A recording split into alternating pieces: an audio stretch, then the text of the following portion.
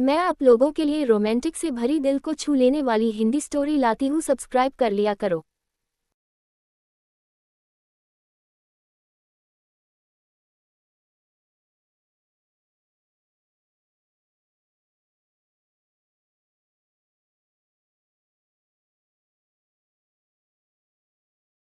मैं आप लोगों के लिए रोमांटिक से भरी दिल को छू लेने वाली हिंदी स्टोरी लाती हूँ। सब्सक्राइब कर लिया करो। उसे समझ में नहीं आ रहा था कि वो इस परिस्थिति से कैसे निपटे। वो अपनी माँ को बहुत चाहता था, किंतु उसकी पत्नी और बच्चे उसकी माँ से बहुत दूर भागते थे, क्योंकि उसकी माँ की एक आंख नहीं थी, साथ ही उसकी कमर भी 90 अंश पर झुकी थी। वैसे वह अपना काम सब खुद कर लेती है, किंतु फिर भी वो उसकी पत्नी और बच्चों के लिए हमेशा खटकती है।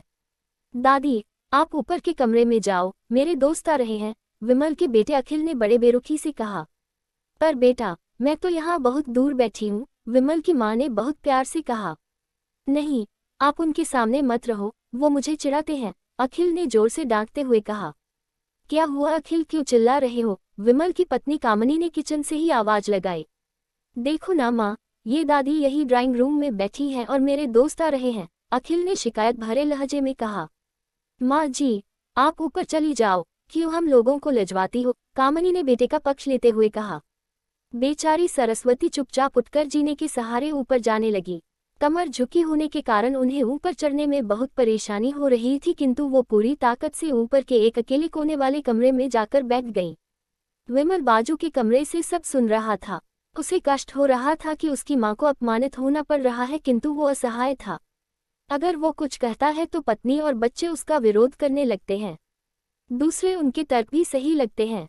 चूंकि वो एक प्रशासनिक अधिकारी था, उसका सामाजिक स्तर बहुत ऊंचा था, उसकी ससुराल भी एक उच्च घराने में थी, अतः वह चुपचाप इस तरह हर दिन अपनी माँ को अपमानित होते देखता रहता था।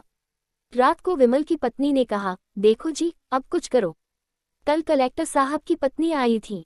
माँ जी अपनी देशी धुनधारा में उनसे मिली। मुझे बहुत शर्म आ रही थी बताते हुए कि ये मेरी सास हैं। मैंने कह दिया कि दूर की रिश्तेदार हैं, इलाज कराने आई हैं। विमल को रोना आ गया, किंतु फिर भी वह चुप रहा। उसे समझ में नहीं आ रहा था कि वो क्या करे। अपने बेटे की मन स्थिति को सरस्वती अच्छी तरह से जानती थी और बेटे को कोई कष्ट न हो इसलिए वो हर बात को चुपचाप सह लेती थी। विमल बहुत उदास रहने लगा। एक तरफ परिवार और सामाजिक स्तर पर जीने की प्रतिबद्धता थी, तो दूसरी ओर माँ। आखिर माँ से अपने बेटे की यह हालत नहीं देखी गई। एक दिन उसने अपने बेटे से कहा, विमल बहुत दिन हो गए हैं, मैं अपने गांव जाना चाहती हूँ, मुझे वहां पहुंचा दो, मेरा यहाँ मन नहीं ला रहा। किंतु माँ, वहां तो कोई नहीं है, तुम्हारी देखभाल कौन करेगा? विमल ने आश्चर्य से पूछा। अरे, सब गांव वाले तो हैं और वो तुम्हारे मामा जी तो उसी गांव में रहते हैं, और फिर हम सारी व्यवस्थाएं कर आएंगे न। कामनी को तो जैसे मन की मुराद मिल गई हो। हाँ बेटा, बहू सही कह रही है, सरस्वती ने लंबी सांस लेते हुए कहा। विमल जानता था कि गांव में मां की देखभाल करने वाला कोई नहीं है, लेकिन अपनी पत्नी की जिद के कारण वह अपनी मां को गांव छोड़ने पर विवश हो गया।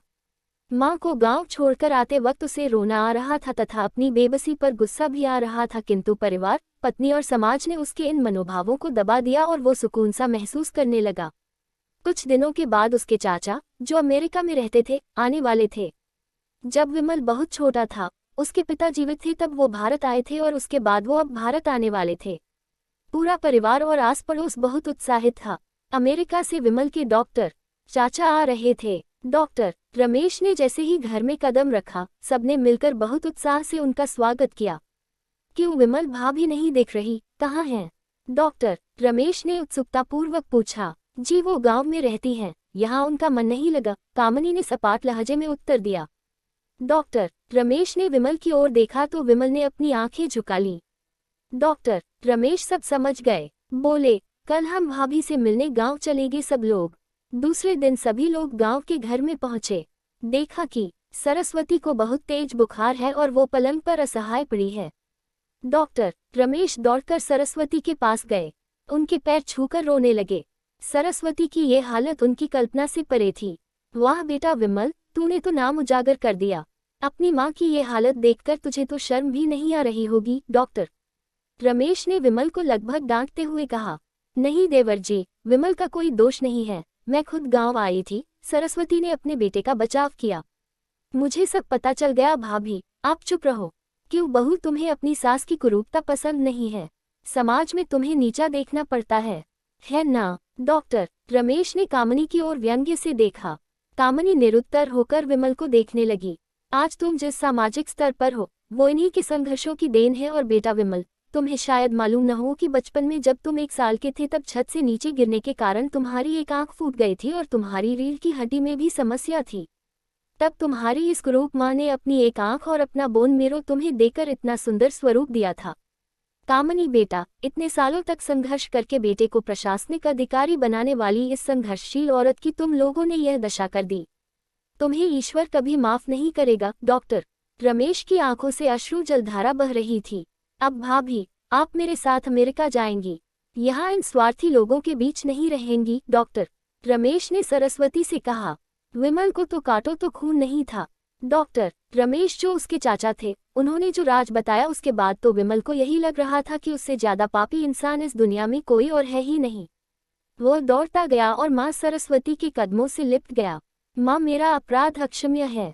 मैं जानबूझकर चुप्पी साधे रहा, आपका अपमान करवाता रहा। अब सिर्फ आप ही उस घर में मेरे साथ रहेंगी और कोई नहीं। विमल ने आग्नेय दृष्टि से अपनी पत्नी और बच्चों को देखा। कामिनी को भी बहुत पश्चाताप हो रहा था, किंतु उसकी हिम्मत नहीं हो रही थी कि वो सरस्वती से आंख मिलाए। सरस्वती ने कामिनी की मन स्थिति को समझकर उसको पुचकारते हुए अपने पास बुलाया और विमल को डांटते हुए कहा, खबरदार, जो मेरी बहू को मुझसे अलग करने की कोशिश की तो तुझे ही घर से बाहर निकाल दूंगी। कामिनी और बच्चों ने सरस्वती के पैर पड़ते हुए अपने व्यवहार पर माफी मांगी।